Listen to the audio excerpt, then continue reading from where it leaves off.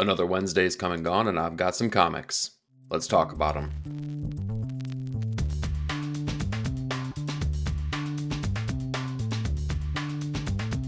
Hey, welcome to 9 Panel Grid. This week, we've seen far future dealmakers, magical mechanic machinations, and Christmas in January. But we're going to kick things off this week with Amazing Spider-Man 66, written by Justina Ireland with artwork by Andrea Bercardo. Wow, was this morose. This was like an incredibly morose issue as we continue to deal with Pete's adventures being the champion of Earth as he takes on the champions of Sidorak. And it all revolves around the idea that one of these champions has really kind of like made Peter kind of feel all of the deaths that he is not going to be able to stop as time goes on. He's dealt with like the feeling of 3 million deaths, and it's caused him to basically stop being Spider-Man because he can't stop the inevitable. I kind of take issue with the notion of the entire storyline with this because a lot of what has driven Peter, a lot of like the overarching like idea, the archetype of Spider-Man himself all revolves around the death of someone, right? He's dealt with the death of his parents as a young child. He's dealt with the death of Uncle Ben, which has kind of turned him into Spider-Man, gave him the mantra that he lives by. He's dealt with the deaths of both Gwen Stacy and Captain Stacy. For him to just kind of, I don't know, push it all aside and walk away from being Spider-Man just feels very much out of character. It just doesn't feel right for the character whatsoever. This issue and the arc has kind of like dipped in quality to the point where I don't know if I'm ready to keep going on with this issue. And with the new creative team that's been announced here with the relaunch of Amazing Spider-Man coming down the pipeline, it still leaves me feeling like Marvel just doesn't get the assignment. This is your top tier character, and you're treating him like a D-list character. So overall, Amazing Spider-Man, could have done better. Next up, let's talk Black Canary, Best of the Best, number 3, written by Tom King with artwork by Ryan Sook. So this has been the best issue of the series as of yet, as we kind of actually start to get a little bit of movement out of the series, and we start to see a little bit of what's actually happening between the fight that's been going on and maybe the background of why Black Canary is in this fight to begin with. The framing device is still very peculiar to me, as we get like everything is kind of being played out from the announcers of the fight itself, and it's a 6 round fight that she's fighting. It's a 6-issue miniseries. That part of the story, not really all that effective. What is effective now is that we kind of know a little bit more about how this fight came to be, who she's working with, and how she's going to be helping her mother by way of doing this fight. And I'm sure there's a twist that's coming down the pipeline here. This kind of spells out a little bit more of what that might be. Ryan Sook's artwork still has been very good here, but again, knowing that we're dealing with a fight between Lady Shiva and Black Canary, it feels more static than kinetic, which is really weird, but it might just be a stylistic choice, right? It's something that's coming down from the artists themselves. So overall, Black Canary was pretty good. All right, let's talk Detective Comics 1093, written by Tom Taylor with artwork by Mikel Hanin. So Mikel Hanin's artwork continues to be the standout of this series, as it is very clean, very nice, and does everything that each panel needs it to. There's nothing necessarily incredibly inventive that's going on, but what he does is just so precise and perfect that it makes everything feel the way it needs to feel, whether that be, standalone and stoic or kinetic and energy filled. The pacing of this story is starting to feel a little bit wonky, as though this is like the first issue that kind of felt like a little bit of a drag for me. It felt like we were retreading old ground here, as it was a lot of the same. Bruce is trying to get closer to this person, from his childhood, that was kind of very close to the Wayne family, maybe closer than he even knows. And Batman is still continuing to try to save these children who are on the streets, who are getting hunted down by this new mysterious villain who, lo and behold, might be connected to this person in Bruce's past. There's a lot of the same stuff that we've been dealing with in prior issues here, and I don't know if they're trying to stretch that out or if there was maybe a hidden meaning in this issue that maybe I missed. Overall, though, really, it was a really good issue. I really like what they're doing. I'm having a lot of fun with it. This issue itself, though, just dipped in quality just a bit for me. All right, let's talk Green Arrow number 20, written by Chris Condon with artwork by Montos. I really like what Chris Condon is doing with the pacing of this story, as some may see it as a slow burn kind of book. I see it as a methodical approach to the storyline.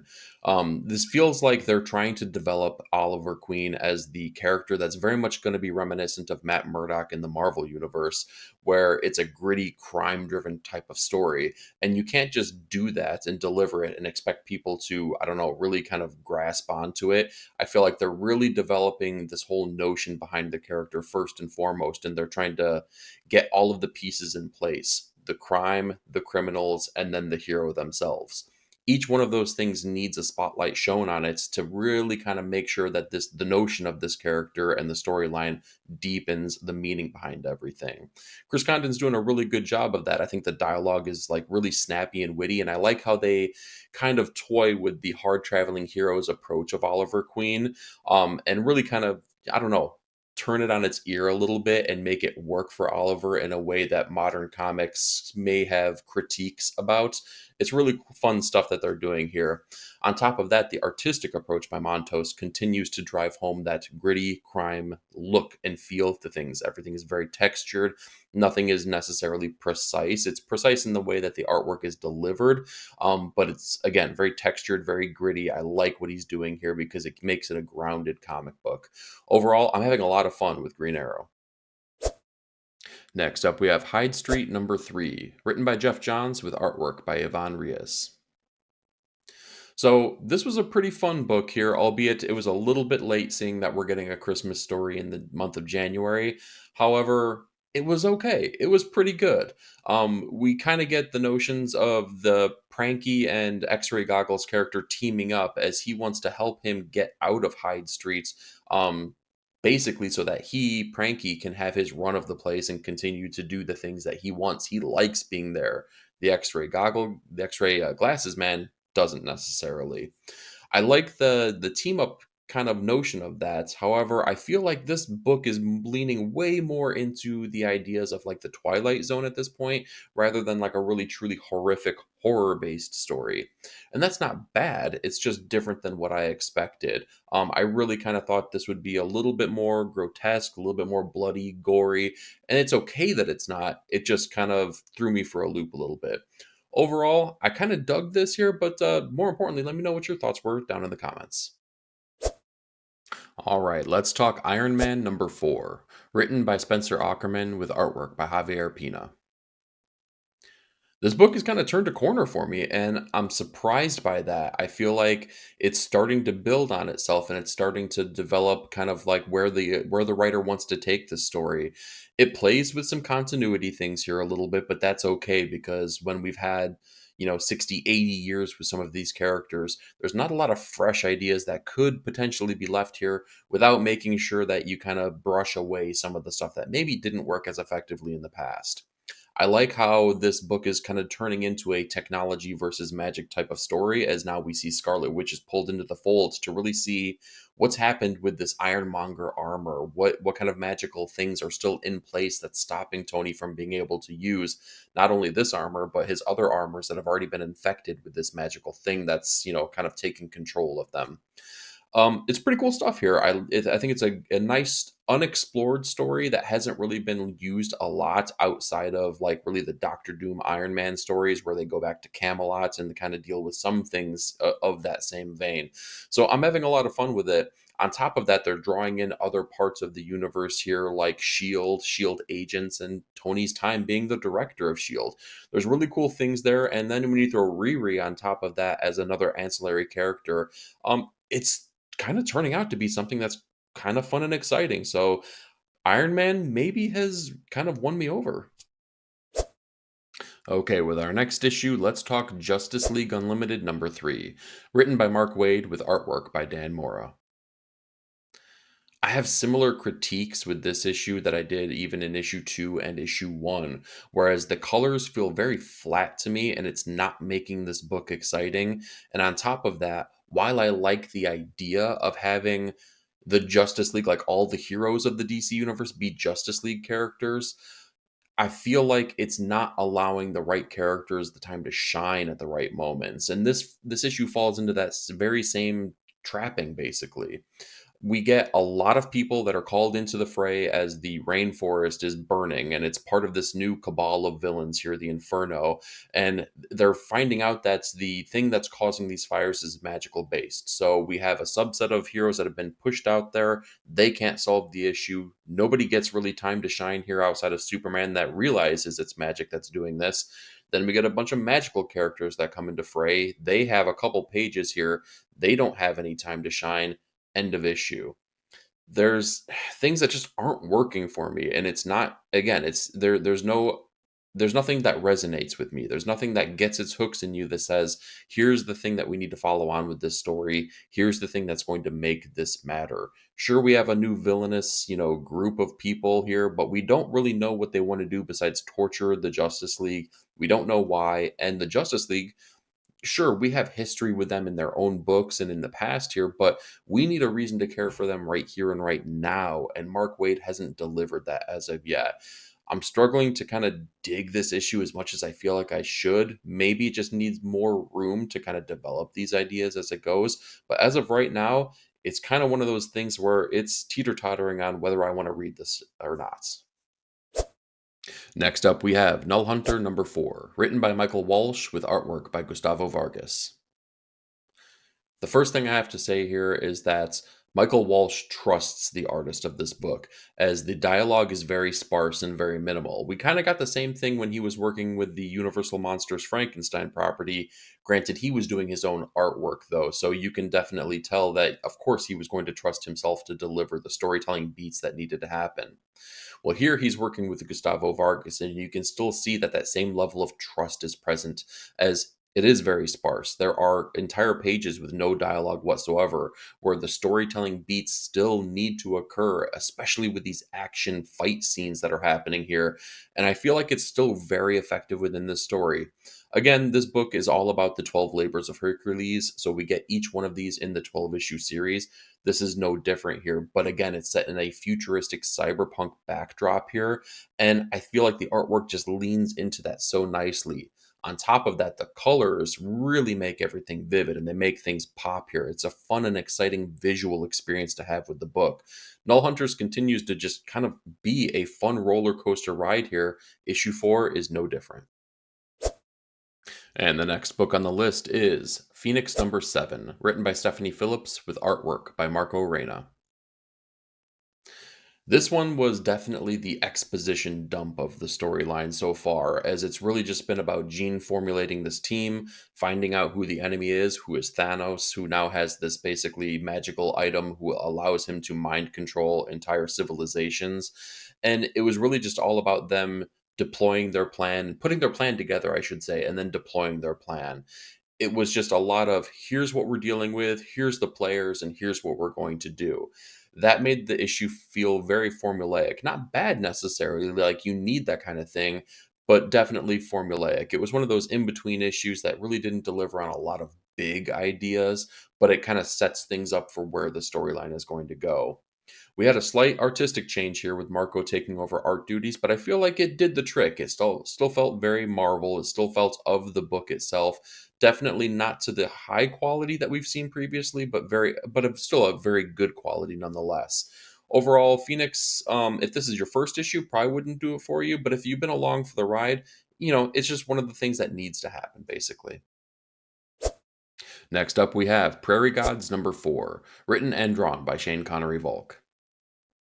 This is another fun outing from this series, as each and every issue from this anthology delivers some kind of supernatural or sci fi twist, and issue number 4 leans further into the sci fi parts of this. We're dealing with a town where, in the past and even all the way up through present day here, it's kind of been like a hot spot for people that are trying to get rich. It used to be like a gold miner's paradise where they try to find, treasure basically mining in this cave. But every once in a great while here, there's kind of a curse that pops up here. People go missing, people die, things happen, so people have been put away from this cave. There is a bartender in town here that basically is the owner of the land plot there, and she's been kind of keeping people at bay and making sure that nobody can kind of get back there. But she's come up with a deal that she can't resist here, as there's a lot of money put forth as long as she kind of serves as the people that serves as the Sherpa that takes people on an expedition there. It's a pretty cool outing. I don't want to give away any twist endings because that's the kind of the whole point of this series is that we get a twist at the end here. What I can tell you is that the curse is a little bit different than what you would expect. The artwork and the writing here are absolutely what you expect if you've read issues 1 through 3 because they are absolutely top notch.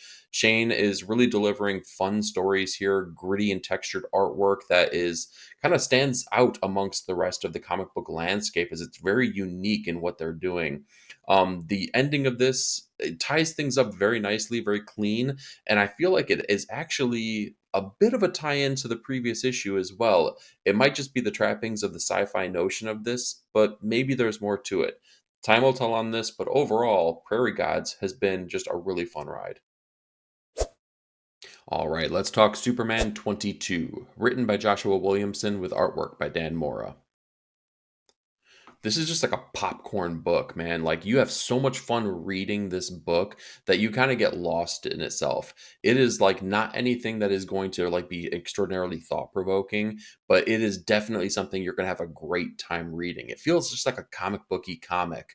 We're still dealing with the ramifications of Doomsday, both in the present day and the future, and the keepers of Doomsday previously, the ones that have kind of let him escape all the way back in the Death of Superman storyline, as they've come to Earth and they've basically given Kal-El a choice: hand over Doomsday or suffer the consequences. Clark doesn't take well to that idea, and him and Lois basically confront them. A fight ensues, and there's just glorious action that takes place. I feel like one of the strengths of this book, though, is the coloring here, as Dan Mora delivers really great artwork both in this and Justice League Unlimited. But I feel like the difference maker here is the color because it really pops, it really comes off of the page, and it makes that action feel just a little bit more special, a little bit more different than it would otherwise. The art does feel a little bit rushed here, which, granted, if he's working on two monthly books, that can happen easily. Still very high quality though. But again, the color choices that are happening here make it they basically hide the imperfections or they turn those imperfections into something that is nicer than maybe intended to be. Overall, Superman is an incredibly fun book here. It's a roller coaster ride, so buckle up and have some fun. All right, let's talk Tin Can Society number 5, written by Peter Warren with artwork by Francesco Mobili. This book just keeps zigging when I think it's going to zag. It is kind of awesome at subverting my expectations as each and every issue is delivered with a cliffhanger kind of ending that is just showing that the pacing that Peter Warren is putting out here is really pitch perfect. We get a lot of details of what's happening with the storyline each and every issue, but it always makes sure to end on something that's really going to be exciting. But that exciting thing you think you're going to get isn't always absolutely what's delivered. Sometimes it's even weirder and better. The whole notion of this book here is still based around this character who basically was, crippled, had a debilitating injury or disease as a child, built this suit for himself with the help of some of his childhood friends as they continued to grow and develop these relationships. He in turn turns himself into a superhero where some missteps are taken here, some tragedies happen, and he has to suffer the consequences, and it becomes a murder mystery basically. Well, again, we're delivered little clues and little things as the storyline continues to progress here, as we continue to kind of further our relationships with the existing friends here, and we learn more and more as time goes on. But again, the things we learn lead us in one direction where the storyline is really happening over here. So it's kind of cool the way that Peter Warren can do that. The other part is Francesco Mobili's artwork on here is really nice. I feel like the color work in combination with the approach for the artwork, which is very much like a sketchy, loose pencil look on it, makes everything feel very real, very textured, and the emotion that he conveys on all of these characters really makes it, I don't know, hit home. It feels right. It feels real. But it also leans into the comic book kind of character types as well. So that's kind of cool. Overall, Tin Can Society came out of nowhere, continues to surprise me, and it's a really, really fun book. Next up, we have Ultimate Spider Man number 13, written by Jonathan Hickman with artwork by Marco Cacchetto. I'm surprised there are not a million memes out there with Peter Parker taming raptors, putting his hands out, going, whoa, whoa, easy, easy. Because if you've read this issue, you know exactly what I'm talking about.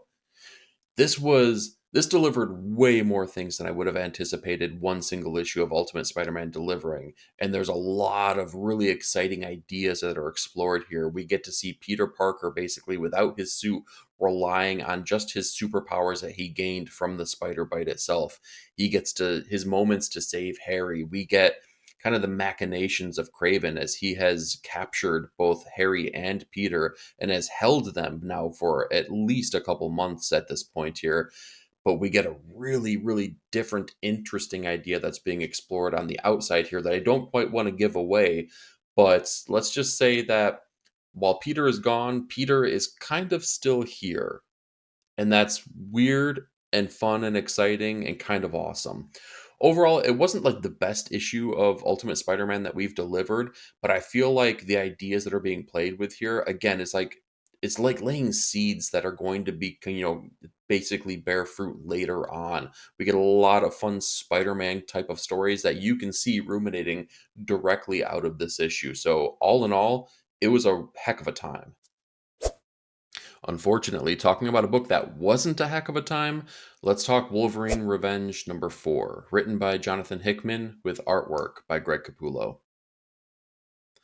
I don't get the series. I don't get the premise, the notion of this book. I don't get why this book exists, and I definitely don't understand what the whole meaning behind everything is happening.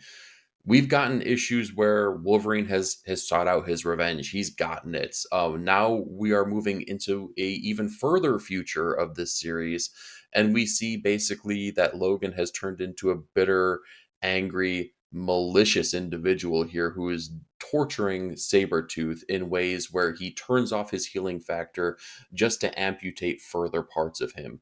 That feels out of character for the character of Logan. I don't see him doing that kind of thing, even though he has the ability. He would put someone out of their misery as opposed to doing something like this. And granted, I know that the scope of the story was all about these people torturing Wolverine, but he also has honor. The thing about Logan is that he doesn't feel he has honor, even though he is a more honorable character than some.